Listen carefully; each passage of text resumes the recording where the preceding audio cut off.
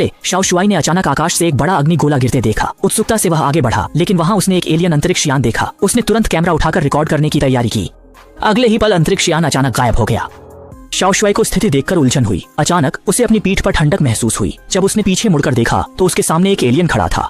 Shao Shuai ने तुरंत मौका देखकर कैमरा उठाया। कुछ सेकंड के लिए चुपके से वीडियो बनाने के बाद एलियन मुड़कर चला गया और फिर शाओ शुआई भी भाग गया।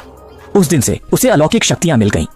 जब उसका दोस्त अभी भी उसकी बात पर विश्वास नहीं कर रहा था तो गुस्से में शाओ शुआई ने वीडियो सीधे इंटरनेट पर अपलोड कर दिया। वीडियो तुरंत वायरल हो गया, यहाँ तक कि पत्रकार भी उससे इंटरव्यू लेने के लिए आ गए, जिससे शाओ शुआई बहुत उत्साहित हो गया। उसने सोचा कि वह अब स्टारडम की राह पर है, लेकिन इंटरव्यू के दिन उसने होस्ट के चेहरे पर सिर्फ तिरस्कार देखा। तभी उसे एहसास हुआ कि शुरू से ही कोई उस पर विश्वास नहीं कर रहा था। सब उसे सिर्फ एक मजाक समझ रहे थे। हालांकि जितना अधिक ऐसा होता था, शाओ शुआई उतना ही अधिक खुद को साबित करना चाहता था। वह लगातार इंटरनेट पर एलियंस के बारे में जानकारी खोजता रहा और एक ऐसी लड़की से मिला जो एलियंस पर विश्वास करती थी। लड़की ने दावा किया कि उसका शिक्षक एलियंस का अध्ययन कर रहा है और वह शाओ शुआई को उससे मिलवा सकती है।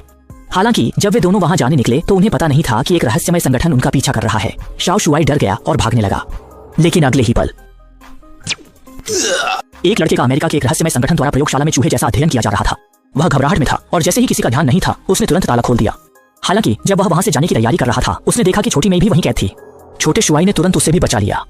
अपने नायक जैसे भाग्य के कारण दोनों जल्द ही उस केंद्र से बच निकलने में सफल हो गए। फिर अपने एक दोस्त की मदद से उन्होंने डॉक्टर का सटीक स्थान पता लगा लिया।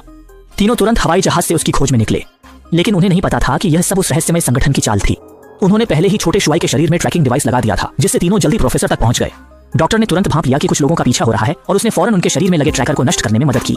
फिर वे सभी प्रोफेसर के साथ उसके घर गए। प्रोफेसर ने बताया कि वह यहाँ 60 वर्षों से रह रहा है और हमेशा से एलियंस के अस्तित्व का अध्ययन करता आया है। कई सालों की मेहनत के बाद उसने एलियंस के साथ संवाद का एक तरीका विकसित किया है। छोटे शुआई ने अपने कैमरे की फुटेज प्रोफेसर को दिखाई, जिसे उन्होंने देखकर जांचा।